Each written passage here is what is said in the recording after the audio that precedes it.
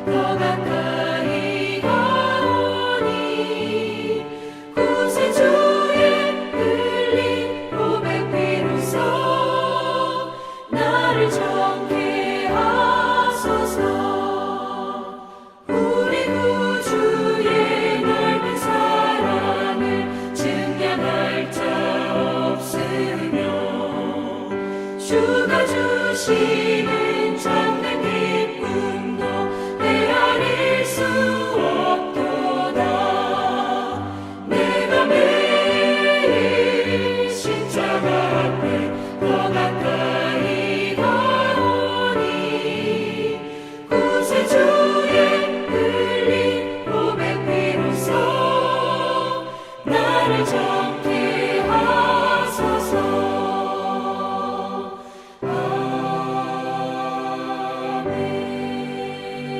하나님 아버지 감사합니다. 지난밤에도 주님께서 은혜의 손길로 붙들어 주시어서 저들이 숙면을 취할 수 있도록 도우시고 또 눈동자처럼 지켜주셔서 평안한 밤을 보내게 하셨다가 오늘 새벽에도 친히 깨워주셔서 새로운 한 주간이 시작되는 월요일 아침을 맞이하게 하심을 감사드립니다. 오늘도 주님께서 불러주심에 순종함으로 주 앞에 나와 주님께서 베푸시는 생명의 말씀을 받고 하루를 시작하길 원합니다. 하나님 오늘 주시는 말씀을 통해 주님께서 베푸시는 부활의 능력을 덧입고 믿음으로 승리의 길을 걸어가는 복된 하루와 한 주간 되게 하여 주옵소서. 감사드리오며 우리 주 예수 그리스도 이름으로 기도드리옵나이다. 아멘. 자, 이 시간에 하나님이 주시는 말씀은 요한복음 20장 19절부터 31절까지 말씀 보겠습니다. 자, 화면을 보시면서 요한복음 20장 19절부터 함께 합독하시겠습니다. 이날 곧 안식 후 첫날 저녁 때에 제자들이 유대인들을 두려워하여 모인 곳의 문들을 닫았더니 예수께서 오사 가운데 서서 이르시되 너에게 평강이 있을지어다. 이 말씀을 하시고 손과 옆구리를 보이시니 제자들이 주를 보고 기뻐하더라. 예수께서 또 이르시되 너희에게 평강이 있을지어다. 아버지께서 나를 보내신 것 같이 나도 너희를 보내노라. 이 말씀을 아시고 그들을 향하사 숨을 내쉬며 이르시되 성령을 받으라. 너희가 누구의 죄든지 사하면 사하여질 것이요 누구의 죄든지 그대로 두면 그대로 있으리라 하시니라. 12제자 중에 하나로서 디두모라 불리는 도마는 예수께서 오셨을 때에 함께 있지 아니한지라. 다른 제자들이 그에게 이르되 우리가 주를 보았노라 하니 도마가 이르되 내가 그의 손에 못자국을 보며 내 손가락을 그 못자국에 넣으며 내 손을 그 옆구리에 넣어보지 않고는 믿지 아니하겠노라 하니라. 여드레를 지나서 제자들이 다시 집 안에 있을 때에 도마도 함께 있고 문들이 닫혔는데 예수께서 오사 가운데 서서 이르시되 너희에게 평강이 있을지어다 하시고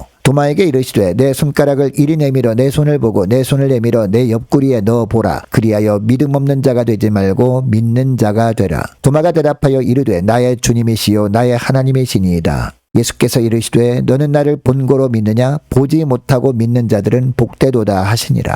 예수께서 제자들 앞에서 이 책에 기록되지 아니한 다른 표적도 많이 행하셨으나 오직 이것을 기록함은 너희로 예수께서 하나님의 아들 그리스도이심을 믿게 하려 함이요 또 너희로 믿고 그 이름을 힘입어 생명을 얻게 하려 함이니라. 아멘. 여러분, 어제는 부활주일이었습니다. 부활주일만 되면 찬양도 넘치고 말씀도 충만합니다. 그런데 다음날 아침이 되면 현실은 달라지지 않았습니다. 직장도 그대로고 관계도 그대로고 걱정도 그대로입니다. 오늘 본문의 제자들도 꼭 그랬습니다. 예수님이 부활하셨다는 소식을 이미 들었는데 이상하게도 제자들은 기뻐하며 거리로 뛰어나가지 않았습니다. 오히려 문을 걸어 잠그고 한 방 안에 숨어 있었습니다. 예수님을 십자가에 못 박은 그 세력이 자신들도 찾고 있을지 모른다는 두려움 때문이었습니다. 부활의 소식을 들었으면서도 문 밖으로 그래서 나오지 못했던 겁니다. 여러분, 이것은 제자들만의 이야기가 아닙니다. 우리도 부활을 믿는다고 고백은 하면서 세상 앞에서 문을 걸어 잠글 때가 있습니다. 두려움 때문에, 상처 때문에, 지쳐버린 마음 때문에 빗장을 걸어버리는 때가 있다라는 겁니다. 그런데 바로 그때 부활의 주님이 찾아오십니다. 오늘 말씀은 그 이야기입니다.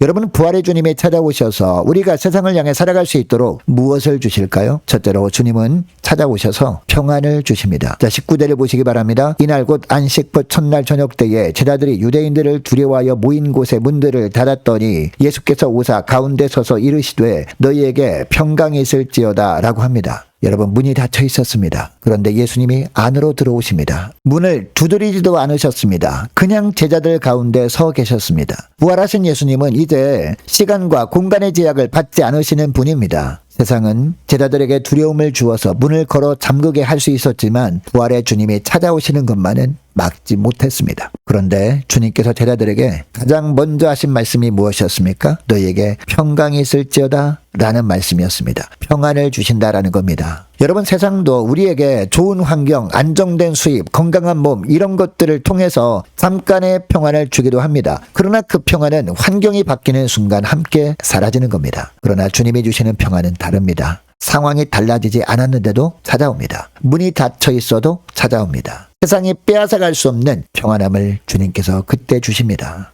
오늘도 마음의 빗장을 걸고 계시는 분이 있습니까? 두려움 때문에, 낙심 때문에 문을 닫고 계신 분이 있습니까? 주님은 그 닫힌 문 안으로 찾아오셔서 오늘도 너에게 평강이 있을지어다 라고 말씀해 주십니다. 둘째로 주님은 찾아오셔서 성령을 주십니다. 22절을 보니까 이 말씀을 하시고 그들을 향하사 숨을 내쉬며 이르시되 성령을 받으라 라고 하십니다. 주님께서 제자들에게 숨을 불어넣으셨습니다. 이 장면은요, 창세기 2장에서 하나님의 흙으로 지으신 사람의 코에 생기를 불어넣으셨던 그 장면을 떠올리게 합니다. 새 창조에 생명을 주시는 겁니다. 그리고 이어서 23절 말씀을 보니까 너희가 누구의 죄든지 사하면 사하여질 것이요 누구의 죄든지 그대로 두면 그대로 있으리라 라고 하십니다. 여러분, 무슨 뜻입니까? 성령을 받은 이들이 말씀을 선포할 때 듣는 사람들이 죄를 깨닫고 회개하여 죄사함 받는 역사가 일어날 것이라는 말씀입니다. 여러분, 우리가 아무리 열심히 복음을 전해도 사람의 심령을 변화시키는 것은 성령만 할 수 있으십니다.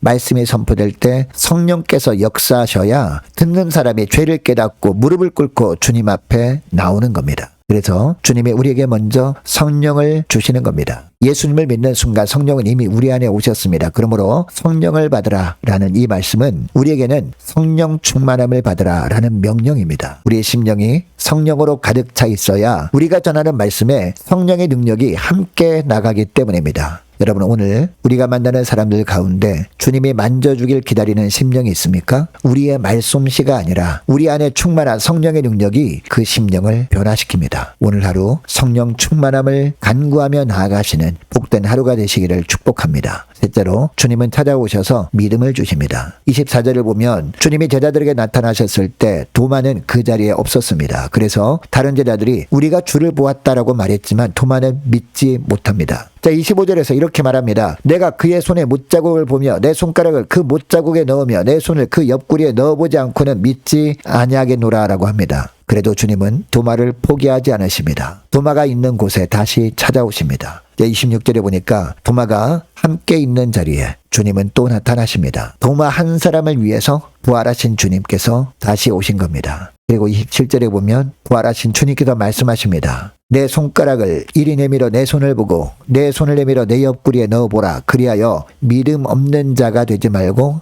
믿는 자가 되라 라고 하십니다. 이 말씀 앞에 도마는 더 이상 증거를 요구하지 않습니다. 나의 주님이시오 나의 하나님이시니다 라는 놀라운 고백을 합니다. 그리고 29절에서 주님이 말씀하십니다. 너는 나를 본고로 믿느냐? 보지 못하고 믿는 자들은 복되도다 라고 하십니다. 여러분, 이 말씀은 지금 우리에게 하시는 말씀입니다. 우리는 부활하신 주님을 눈으로 보지 못했습니다. 그러나 믿습니다. 주님은 바로 그 믿음을 복되다 라고 하십니다. 여러분, 살다 보면 믿음이 흔들릴 때가 있습니다. 기도해도 응답이 없는 것 같고 애써도 달라지지 않는 것 같을 때 주님에 대한 의심이 스며들기도 합니다. 그러나 주님은 도마에게 찾아오셨던 것처럼 우리에게도 찾아오셔서 이 믿음을 주십니다. 그리고 이 믿음 붙들고 살게 하십니다. 보지 않고도 믿는 믿음, 그 믿음으로 주님이 맡기신 사명을 감당하게 하시는 분이 바로 지금도 부활하여 살아계신 예수님이심을 믿으시기 바랍니다. 자, 오늘 말씀을 기억하고 이 시간에 기도할 때 이렇게 기도했으면 좋겠습니다. 하나님, 오늘 저들에게 찾아오셔서 주시는 평안으로 오늘 하루를 충만케 하옵소서. 성령으로 충만한 가운데 말씀을 선포할 때 성령께서 역사하심을 경험하게 하옵소서. 보지 않고도 믿는 참 믿음으로 이 한 주간을 살아가게 하옵소서. 간절히 기도하는 이 새벽 될 수 있기를 축복합니다. 계속해서 기도하기를 원하는 것은 한 주간 동안 각 가정의 직장과 사업장을 위해서 함께 기도하기를 원하고 각 구역 식구들과 자녀들을 위해서 남녀 전도회와 청년부 임력원들을 위해서 교회 재정을 위해서도 함께 기도하기를 원하고 유초등부 중고등부 청년부를 위해서 남녀 전도회와 각 구역을 위해서 이 시간에 함께 기도하기를 원합니다. 또 많은 환우들을 위해서 기도해 주시기 바랍니다. 취업을 앞둔 청년들을 위해서 선교사님들 가정들을 위해서 나라와 민족을 지켜 주옵소서. 함께 기도하기를 원하고 우리 교회 앞날을 위해서 저와 여러분이 가지고 나온 기도 제목을 놓고 이 시간에 함께 기도하기를 원합니다. 기도하겠습니다.